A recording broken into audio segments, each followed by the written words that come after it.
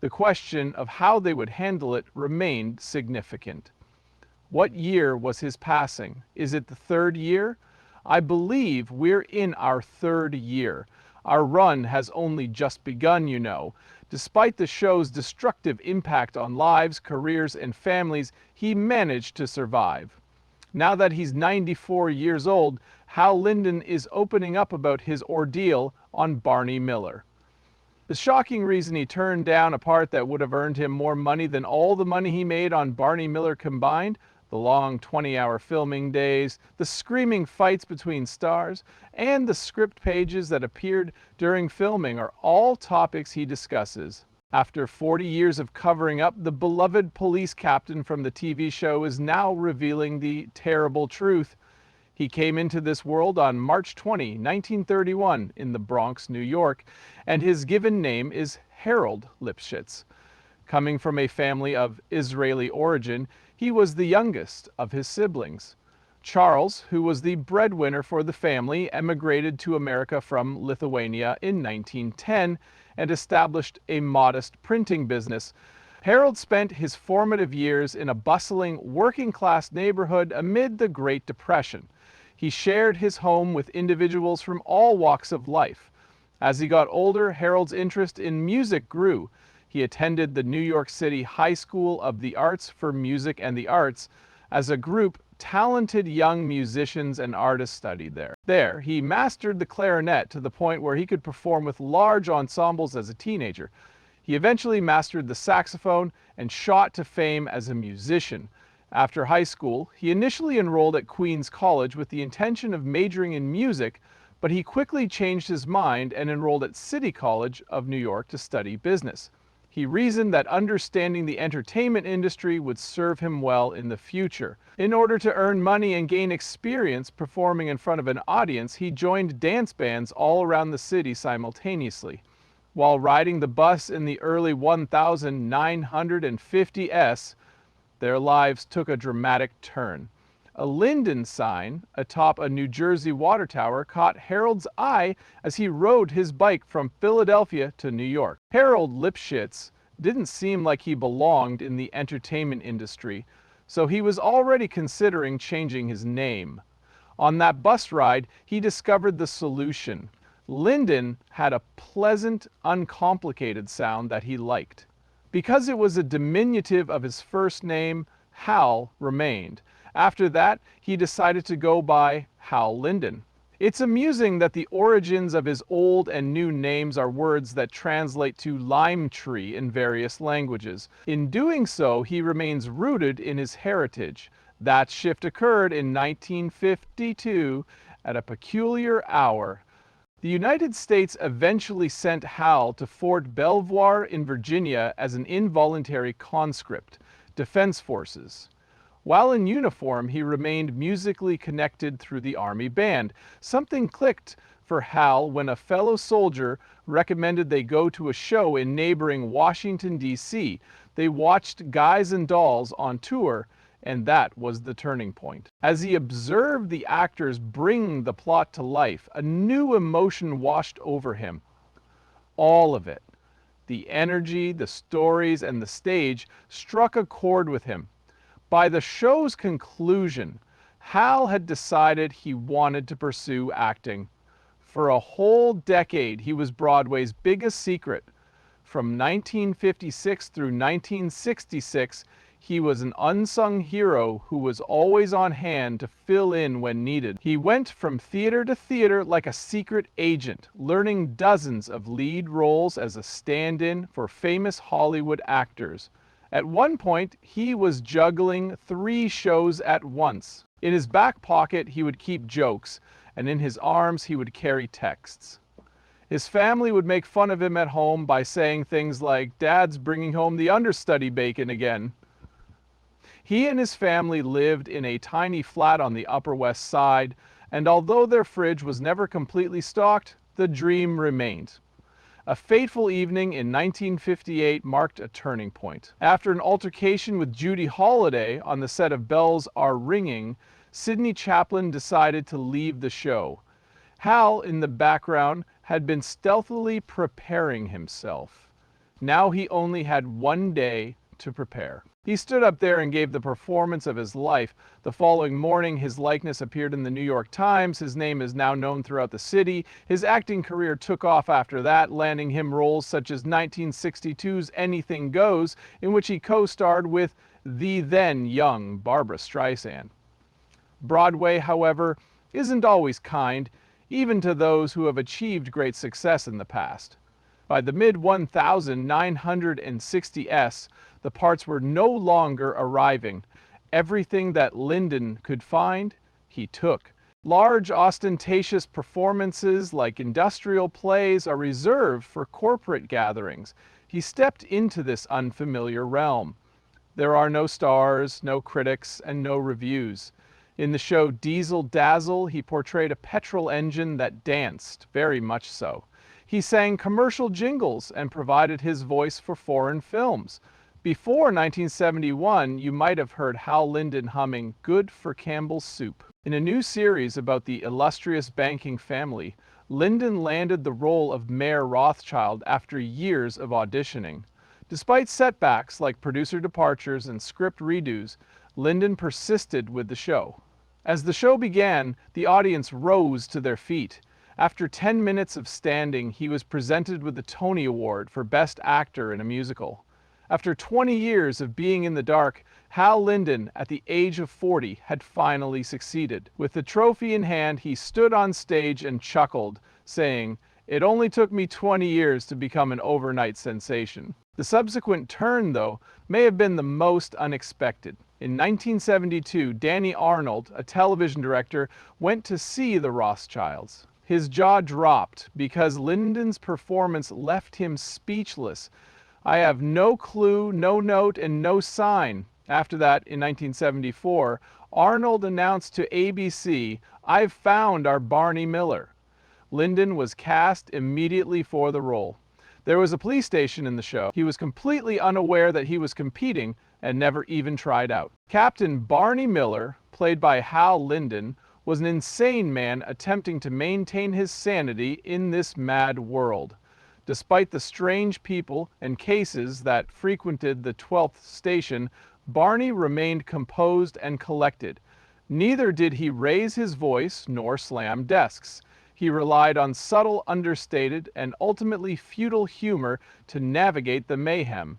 He exuded an air of tranquility and wisdom. In the midst of a tempest, Linden once compared Barney to a wise judge from the Talmud. That silent power struck close to home for actual police officers. Even after the show ended, Linden was still known as Captain by the police officers. According to some, it was the most realistic portrayal of their job ever on television.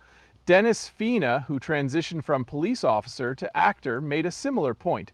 Unlike most comedies, the writing actually attempted to achieve a certain level of depth. I felt like I knew the people and their problems. Getting that kind of quality on screen was no picnic, though. There was a total disaster behind the scenes of the show. Live audiences were recorded in just one night for the majority of the shows. Barney Miller is not it. Danny Arnold was so particular that filming lasted 2 days, with the second day continuing far past midnight due to his extreme pickiness. On occasion, the cast would start working first thing in the morning and finish right before dawn. New script pages were distributed just minutes before filming started. It was not uncommon for them to start filming without knowing the ending of the film. The effort was worthwhile. The characters could not break Arnold's rule simply for comedic effect. A sense of being real was essential for them. Despite the fact that it meant writing non-stop and losing sleep, Linden respected that. As a result, the show was exceptional in every way: intelligent, reflective, and emotionally engaging. Hal Linden managed to juggle all of this while hosting the Sunday morning children's educational program, Animals, Animals, Animals. In one-on-one conversations that fused mythology, art, and science, he discussed creatures large and small. Those were not mere platitudes. Even though he knew they couldn't comprehend, he continued to speak to the children as if they could. He continued working with animals despite the fact that he was often bitten, clawed, and peed on, all because he believed that children deserved better television. In addition to his 2 daytime Emmys, he hosted another show called FYI.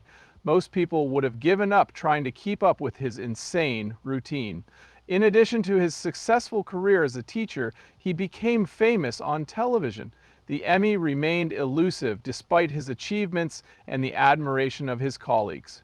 For 7 consecutive years, Linden supported Barney Miller. For 7 times, he sat through the entire service. Twice did he, but I walked away empty-handed. Despite being an integral part of the critically acclaimed and commercially successful comedy of all time, that man was never presented with the award that appeared to be a foregone conclusion. It became an odd little fact about the entertainment industry. It was pure luck, not a lack of competence or regard. Barney Miller was unlike any other police drama when it premiered in January 1975. Neither a racing nor a gunfight was involved at the outset. Rather, a New York City police station's grimy squad room served as the setting for the majority of the events. The agents would sit at their desks and do things like write reports, argue, laugh, or even just wait for something to happen. Because of that, it seemed genuine. The show was well received by police officers nationwide because it depicted the reality of the job, dealing with a steady stream of paperwork, meeting strange people, and dealing with the daily grind of chaos, monotony, and foolishness.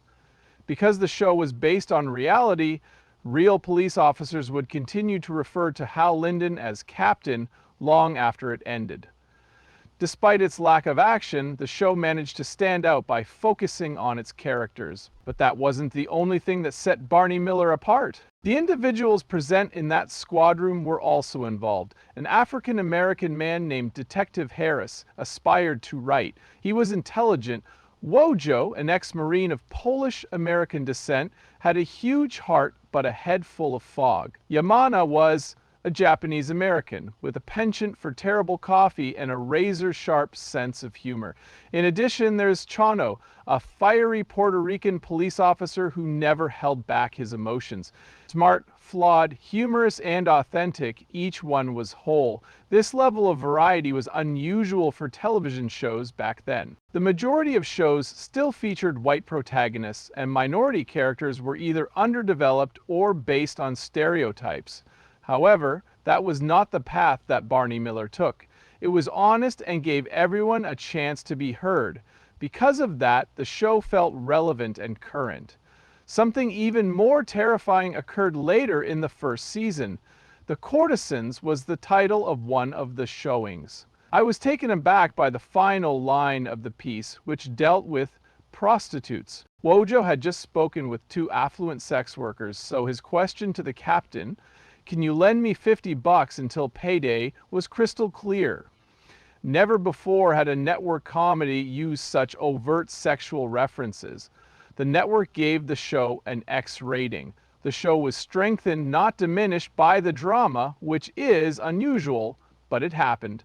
Viewers tuned in, ratings spiked, and ABC finally found success in a time slot where it had been unsuccessful for years. The continuation of the show was partially dependent on that one episode. Additionally, it demonstrated that individuals were open to hearing new and different narratives. It had only just begun. In spite of its comedic and compassionate tone, it kept touching on heavy themes. It was quite unusual for a show to feature a gay character who returned multiple times in the 1970s. Wojo handled his own discomfort in the show not with hatred, but with bewilderment. He once went up to a gay man and asked him why he wasn't more outspoken about being straight. There was nothing the show could have done to alter the man's cool, honest, and shocking response. Pressure, they say, can do one of 2 things: break you or unite you.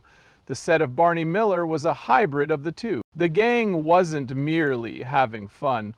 They were also managing to stay afloat. Long days often resulted in even longer nights. Starting at 8 a.m. was not uncommon, and stay until 6 in the morning. A day later, while filming their sitcom, Hal Linden and his co-stars did a lot of extra work that other shows wouldn't dream of doing. Linden had genuine connections as it all unfolded. He was more of an admirer of Abe Vigoda than a friend. Even behind the scenes, Vigoda was rumored to be a pain due to his notoriously difficult work style. He had strong opinions and would not budge, particularly on matters of finance. Even after he permanently left the show, Linden never stopped caring about him. Even when things became rough, he remained Vigoda's side. The connection with Ron Glass was founded on a distinct principle: perseverance. The burden of those endless workdays was felt by both of them. Glass concluded by discussing the difficulty of the task and how it served to unite them. Linden held Glass in high esteem, particularly for his timing and composure in high-pressure situations. Despite their exhaustion, they consistently shared a commonality. Jack Sue's cancer diagnosis in season 4 put an end to his role as the sardonic sergeant famous for his awful coffee. It was the most challenging aspect. His health was deteriorating, but he persisted in coming anyhow. He only missed a handful of performances while he was obviously sick, but he kept trying to make people laugh anyhow. In an episode titled The Vandal, he appeared in his final television scene. His coffee was the source of his trouble, Sue joked just before his major surgery. You learnt all you needed to know about him in that instant. He was constantly in character. When he passed away, everyone was devastated. Actors were reluctant to bring the show to a close. It was all in their memories. They weren't acting according to a script. After it was over, they remained silent while raising their coffee cups. Words fail to capture the impact of that singular action. It wasn't just sadness, though, that caused them stress. The show's creator, Danny Arnold, wanted perfection. The time it took was of no concern to him. Plenty of shows were taped in a single day. The second day, which Arnold divided in half, frequently lasted 16 hours or more. Scenes were rewritten numerous times. Before anything else, the show's ending was never always crystal clear to them. They even began filming with just 6 pages of script. Anger filled the executive suite. Price was never an issue on the show. Arnold refused to allow network personnel on set even after his health failed. He suffered a heart attack while the show was airing. He continued to advance. In spite of his terrible work ethic, he was indispensable to Barney Miller. The crew stuck together even though things were going crazy. One of Ron Glass's jokes was that after 4 days of work, it took 3 days to get back to normal. They played cards during the wait and had dinner together after the event. This helped them maintain composure. For those times when the nights got too long, Max Scale would bring food from home. Opening credits were reserved for him and Linden alone, and it was they who consistently made everyone happy.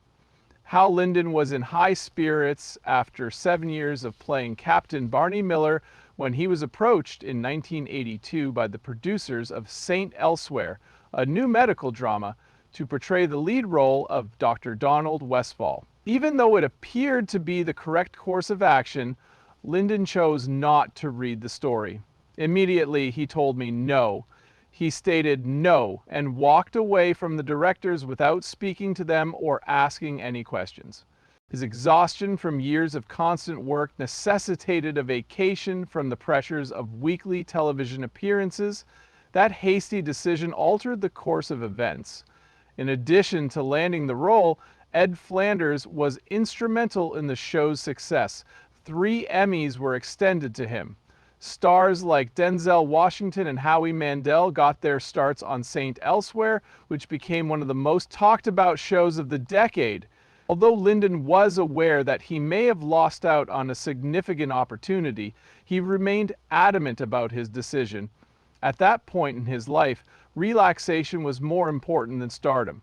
After a brief hiatus, Linden attempted to return to television. He's hoping to discover something as famous as Barney Miller, but he was unsuccessful. He portrayed a magician who assisted his con artist father, Harry Morgan, in solving crimes in the 1986 film Black's Magic. Though entertaining, few found it to be a good fit. The show concluded after 13 episodes. Playing a jazz singer who ran a small diner with eccentric patrons, he gave it another go in 1992's Jack's Place. Only 18 episodes were airing on that program. He gave it another go 2 years later with The Boys Are. In the later seasons of Hey Hey, he decided to try something new and left the show. Even though Sierra's departure ushered in significant change, his tenure on Barney Miller will live on in memory. His character, Chano, was a Puerto Rican police officer who sported a shirt that conveyed his emotions. He infused the character with a blend of passion and ferocity. Sierra proved his versatility after leaving Barney Miller by appearing in a plethora of films and television shows that covered the gamut from comedy to drama. Because of the unique contributions made by each cast member, Barney Miller was more than simply a police station sitcom. On a deeper level, it was a program about flawed, actual humans. Plus, even after the show ended, they all kept up their excellent work. Even though Barney Miller was a product of its time, the tales it told and the careers it launched are incredibly relevant even now. Despite the ups and downs, the memorable moments and bonds formed on set are still talked about by fans of the show, although Hal Linden's career was not without its share of highs and lows. He will forever be remembered. From his role in Barney Miller to his return to Broadway and continued work in films, TV shows, and music, Linden proved that it's never too late to pursue your dreams. Throughout his many years of service, he remained committed to making a positive difference in the lives of his colleagues and onlookers. You can be strong and dedicated like him, and his story shows that believing in yourself is crucial even when things don't go according to plan. No matter what happened, Linden never wavered from his roots, his family, or his principles. He honors his parents by speaking out in support of Jewish National Fund initiatives in Israel. He clearly values his heritage because of these actions. Despite the inevitable ups and downs in his line of work, he never lost sight of what really mattered to him and remained grounded. When Barney Miller ended, his co-stars went their separate ways, but the experiences they shared on the show shaped their lives in ways they could have never predicted. Whether it's Max Gale's moving performance on General Hospital or Gregory Sierra's departure. That's true. Actors who had roles on Barney Miller continued to have an effect in Hollywood. They became like a family on and off screen because they were co-stars in one of the most iconic TV series of all time. The work of Hal Linden demonstrates that fame and fortune aren't the only measures of success. The people you meet, the work you accomplish, and the impact you have on the world are also important. It's still a long way to go on his journey. His legacy will endure indefinitely so long as he keeps moving people and sparking creativity. Despite his initial prominence, he and Linden were engaged in a power struggle. Perhaps complicating matters was Sierra's other show in the works. Although Linden claims he has never had an issue with Sierra, he was aware that Sierra had. The work that Sierra put in was still significant.